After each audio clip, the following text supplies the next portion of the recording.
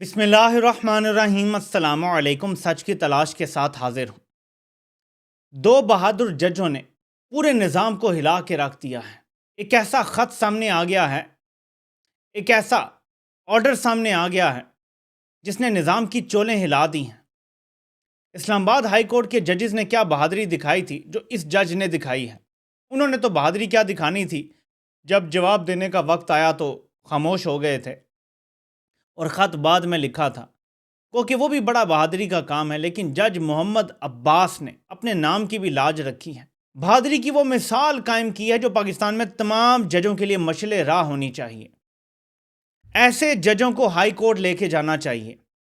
ایسے کردار کے لوگ، اعلیٰ کردار کے لوگ، بڑا جگرا رکھنے والے لوگ ہائی کورٹس میں جانے چاہیے، تاکہ پھر وہاں سے سپریم کورٹ میں تگڑے جج جائیں۔ یہاں کیا سسٹم ہے کہ وکیل کو اٹھا کے ہائی کورٹ کا جج بناتے ہیں، وہ پہلے سے کسی یا سیاسی جماعت کا کارکن ہوتا ہے یا اسٹیبلشمنٹ کے ساتھ اس کا ٹانکا بھیڑا ہوتا ہے۔ ناظرین، صورتحال کیا ہے آپ کو یہ دکھاتا ہوں ذرا۔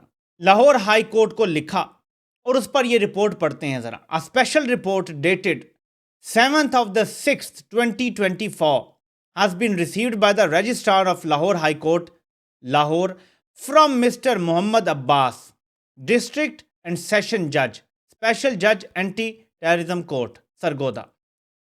پہلے اس رپورٹ کا جو یہ پہلا حصہ ہے اس پہ تھوڑی سی بات کرتے ہیں۔ انسداد دہشت گردی عدالت کے جو جج ہیں محمد عباس صاحب، انہوں نے لاہور ہائی کورٹ کو لکھا ہے کہ میرا تبادلہ یا میری تقرری اس عدالت میں 25 مئی 2024 کو ہوتی ہے۔ جو چیف جسٹس ہیں لاہور ہائی کورٹ کے ملک شہزاد صاحب، انہوں نے تقرریاں کی ہیں انسداد دہشت گردی عدالت کے نئے ججوں کی۔ وہ کہتے ہیں کہ پہلے دن ہی مجھے پیغام ملتا ہے کہ آپ ISI کے کسی افسر سے ملاقات کریں، وہ آپ سے ملنا چاہتے ہیں آپ کے چیمبر میں۔ وہ کہتے ہیں میں ملاقات سے انکار کر دیتا ہوں۔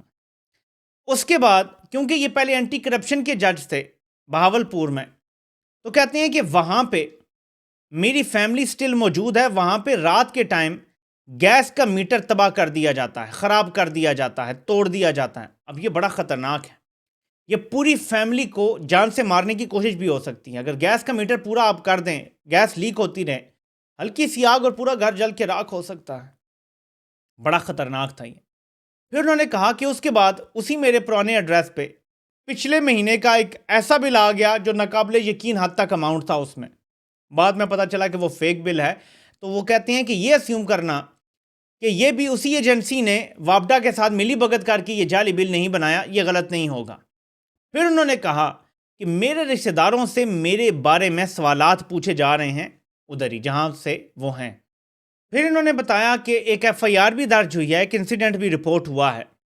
پولیس کے لوگ باہر کھڑے تھے جو جج صاحب کے ساتھ ڈیوٹی کرتے ہیں، اور ان کے ساتھ کوئی غلام عباس صاحب بھی تھے، امداد حسین صاحب بھی تھے، یہ کھڑے تھے۔ تو ایک گاڑی آتی ہے اور جو عدالت کو ٹرانسفارمر لگتا ہے نا، اس پہ فائرنگ کرتی ہے اور اس کو خراب کر دیتی ہے۔ فائرنگ کی جاتی ہے باقاعدہ ٹرانسفارمر پہ۔ ظاہر یہ بھی ایک پیغام دیا گیا تھا۔ اس کی وجہ سے عدالت کی بجلی بند ہو جاتی ہے۔ پھر ایک اور رپورٹ اس جج نے بھیجی ہے 10 جون کو کہ جب میں نے کچھ لوگوں کو ضمانت دی، کچھ لوگوں کے کیس لگائے، تو پھر سارا انہوں نے بتایا کہ کس طرح سے عدالت کو بند کر دیا گیا سیکیورٹی کے نام پہ۔ پھر اس کے بعد سارا بتایا گیا، یعنی کہ ایسے یرغمال بنایا گیا سارا کچھ جو ہوا، یہ سب کچھ رپورٹ کر دیا گیا، بالکل جیسے ہوا ہے نا جج صاحب نے رپورٹ کر دیا ہے۔ اب میں نے آپ کو بتایا ہے کہ یہ ملک ISI چلاتی ہے، یعنی آرمی چیف ISI کی مدد سے یہ ملک چلاتا ہے۔ ISI ہمارے یونین کونسل لیول تک پہنچ چکی ہیں، اس قدر لو لیول تک ISI کے آپریٹیوز اب آ چکے ہیں۔ ہر گلی ہر محلہ ISI کنٹرول کرتی ہے پاکستان میں۔ اتنی زیادہ تعداد ہو گئی ہے ان کی، تو پورا ملک ان کے ذریعے چلایا جاتا ہے۔ گراس روٹ لیول تک ہر چیز ان کے ذریعے کنٹرول کی جاتی ہے۔ ایک ایک جج، ایک ایک کیس، ہر چیز ان کے ذریعے کنٹرول ہوتی ہے۔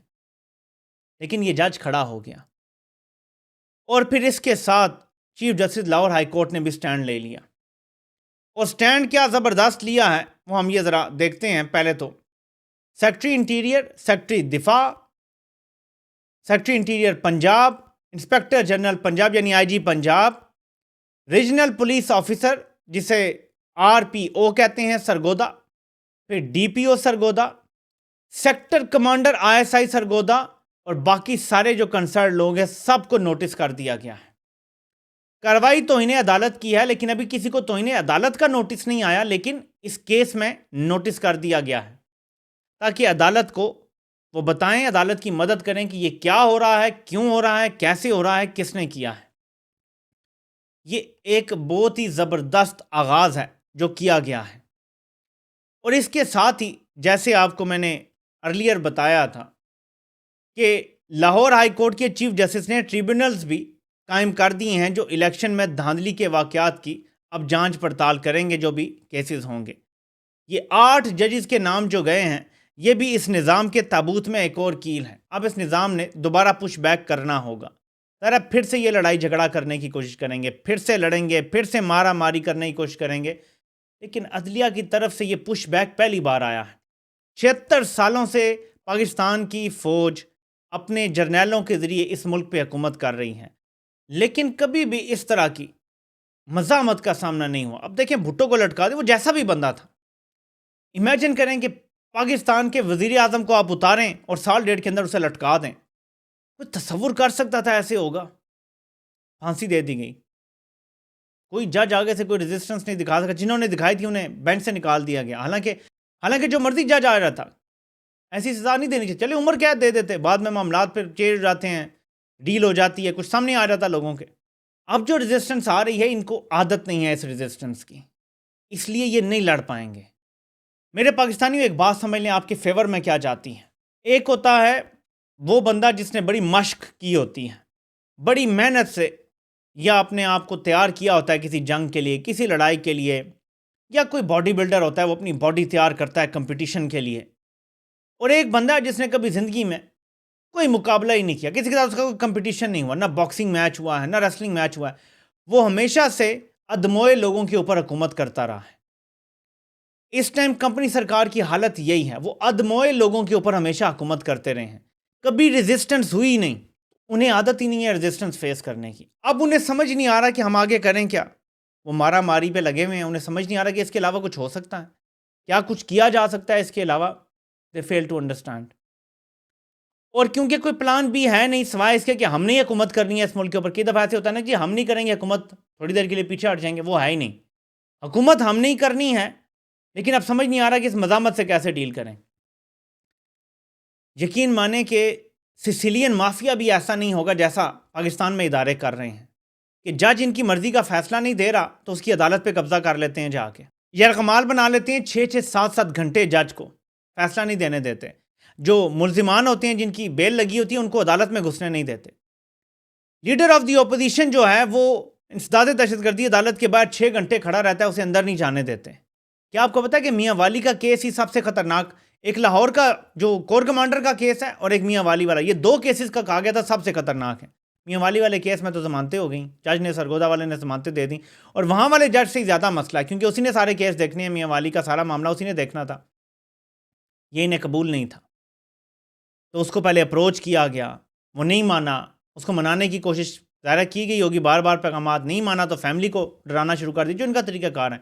جیسے مافیا کرتا ہے نا، ہماری بات مانو، نہیں تمہاری فیملی کو اٹھا کے لے جائیں گے، نہیں مانو گے کسی کو مار دیں گے، کسی کو لٹکا دیں گے، تمہاری آڈیو ویڈیو کچھ ریلیز کر دیں گے، فائل ہوگی. بالکل اس ٹائم سسیلین مافیا کی طرح ہمارے ادارے کام کر رہے ہیں. ہم تو نواز شریف کو سسیلین مافیا سمجھتے تھے، پتہ چلا وہ تو ان کا چھوٹا سا ٹاؤٹ ہے. وہ تو ان کے جوتوں کے نیچے لگا ہوا جو ایک چوئنگم چپک جاتا ہے نا، وہ اتنی سی بھی اوقات نہیں ہے نواز شریف کی. وہ کیا سسیلین مافیا بنے گا؟ سسیلین مافیا تو اس کو لانے والے ہیں، سسیلین مافیا تو اس کو پالنے اور پوسنے والے ہیں اور اس کو یہ جوان کرنے والے ہیں. اب اس کی بیٹی کو اقتدار دیا ہوا ہے، وہ ہیں سسیلین مافیا. تو آپ کا مقابلہ سسیلین مافیا سے ہے. اور یہ جو جد و جہد ہم سب کر رہے ہیں، یہ اسی سسیلین مافیا کے خلاف ہے، جو نہ ججوں کو چھوڑتا ہے، نہ پولیس والوں کو چھوڑتا ہے، نہ بیوروکریٹس کو چھوڑتا ہے، نہ سیاستدانوں کو چھوڑتا ہے، اور عام عوام کو تو ویسے ہی وہ کیڑے مکوڑے سمجھتا ہے. اس مافیا سے مقابلہ ہے، اور یہ جد و جہد مکمل جیت یا ایک پروکار شہادت پر ہی ختم ہوگی انشاءاللہ.